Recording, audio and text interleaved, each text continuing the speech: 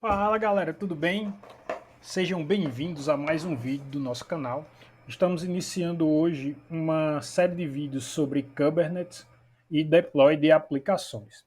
Então, para esse primeiro vídeo, nós vamos mostrar alguns requisitos que você precisa para poder ir até o final da aula. Então, o primeiro deles é o Vagrant. Então, você vai acessar o site da HashiCorp, né, developerhashicorp.com, fazer o download do Vagrant para a sua máquina versão i86 ou AMD 64. O segundo deles é o VirtualBox. Na minha versão aqui eu estou usando a 6132. E o último é o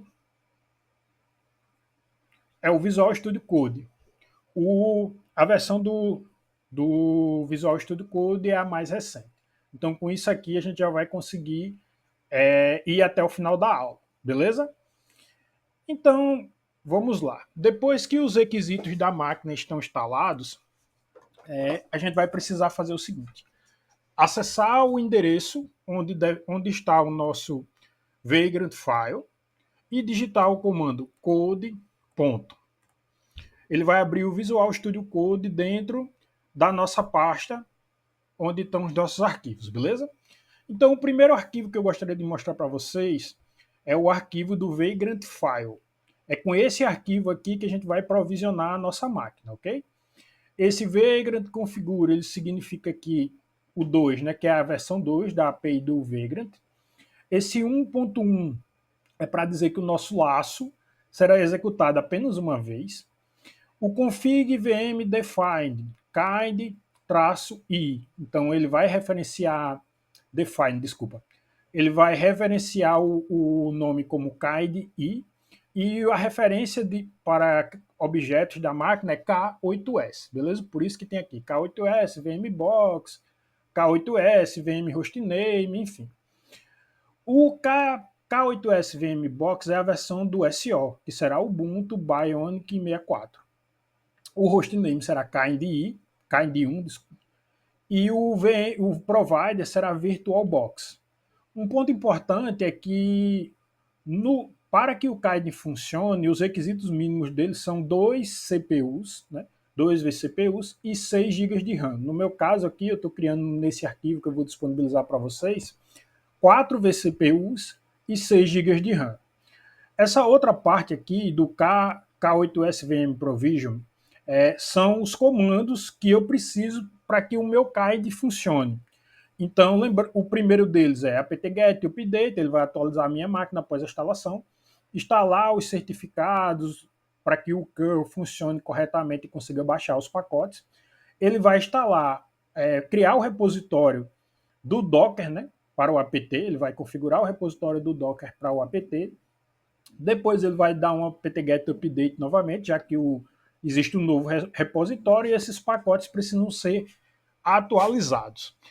E aqui embaixo ele vai fazer a instalação dos componentes necessários para a instalação do Docker. Lembrando o seguinte, kind significa Kubernetes in Docker. Então, ao invés de criar uma VM para o control plane, uma VM para os workers, eu vou criar o kind, ele cria tudo isso em Docker. É uma maneira mais fácil de você facilitar uma maneira mais fácil de você subir um cluster Kubernetes para algum teste ou para aprendizado, enfim. Após a instalação, ele vai rodar o Docker Run Hello World e imprimir Docker instalado com sucesso. Depois disso, ele vai baixar a versão do kind correspondente à sua máquina, vai dar a permissão de execução nesse arquivo e colocá-lo lá dentro de USR Local Bin Kind, para que a gente consiga usar o kind de qualquer parte do sistema. Depois ele vai baixar o kubectl, que é o binário que a gente vai utilizar para fazer a administração do nosso cluster Kubernetes. Aqui ele vai dar um kind "-version" e kubectl version "-client". E finalizando a nossa tag do shell, né? Lembrando que ele abriu aqui, ó, e finalizou aqui, né?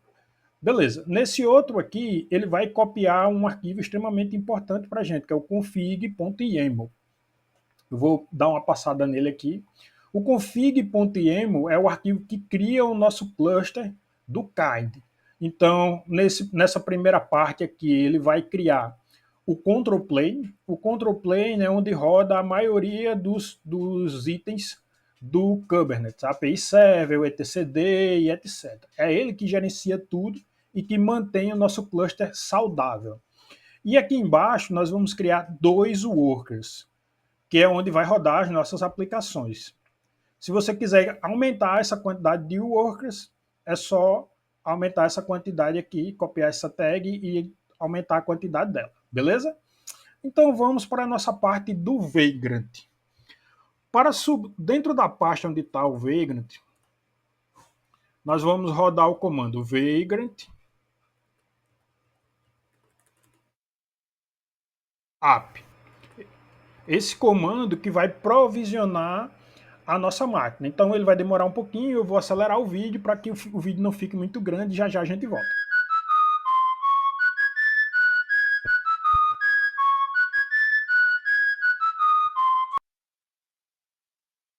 Beleza, finalizamos o provisionamento da nossa máquina. Alguns pontos importantes sobre o Vagrant.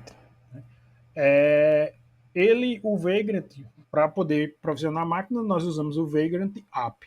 E durante esse provisionamento, ele configurou um SSH, né, na máquina virtual e criou um NAT no VirtualBox, direcionando todas as requisições da minha máquina, no caso localhost porta 2222, para a porta 22 da máquina virtual. E essa autenticação ela é feita por uma chave que ele gera automaticamente. E para acessar a nossa máquina, nós vamos usar o comando vagrant ssh.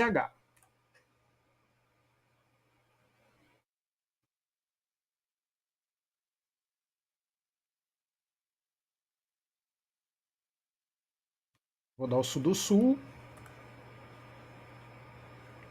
dar o ls. Então aqui nós temos o config.yaml para poder criar o nosso cluster kind. E também o arquivo do kubectl, porque ele copiou para cá e depois copiou para o usr localbin, né? Então aqui eu vou dar um docker ps e nós não vamos ter nenhum container rodando, né? E no próximo vídeo eu vou mostrar para vocês como criar o cluster kind. Então, se você gostou desse vídeo, para quem não me conhece, meu nome é Thiago Dantas, o meu Instagram é Nóbrega-Dantas e o YouTube é Nóbrega-Dantas-RN e o meu LinkedIn é Thiago da Nóbrega Dantas. Então, fique à vontade, me siga por lá. E se esse vídeo tiver 50 likes no YouTube e 15 comentários, eu vou soltar logo o próximo vídeo da sequência, beleza? Vamos lá, me ajudem a bater essa meta e continuar o trabalho? Obrigado!